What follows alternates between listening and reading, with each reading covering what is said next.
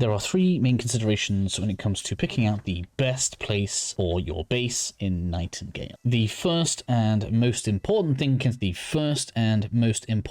to consider is the portal. Highly recommend having your fast travel point, or what is called your respite point, be directly where your portal is going to be. This is very important, as when you are exploring the realms, we only are able to fast travel back to our respite point. And so therefore, when it comes to exploring, if you want to get back here, drop off some resources and then head straight back in there, this is just going to be an important thing to do. This is why I've got myself a basic crafting bench, some storage, and just some other bits and bobs around here, so that if there's something that I want to do in between adventures, this is all set up, and then I can go straight back to what it was I was doing on the other side of the portal. You can find your portal on the map here. Obviously, you can do this in any realm, but I do recommend starting out with the forest. I've had a look at the desert and the swamp. If we're going to go in tiers, forest is easiest, desert is kind of medium, swamp is a pain in the ass. I don't know why you would bother with it. There's so much water, it makes it really difficult to make a cool looking base. The second consideration is proximity to your essence trader. This is because your essence trader will sell you raw resources. This is important because things like the stone blocks and the wood blocks, they don't regenerate at the early parts of the game. So whilst there is plenty of it about, and I'm sure you're not going to run out too quickly, if you are the kind of person that likes to build a lot of stuff and maybe you get through all of your resources, it is going to be useful to be able to come to the trader and get anything that you need.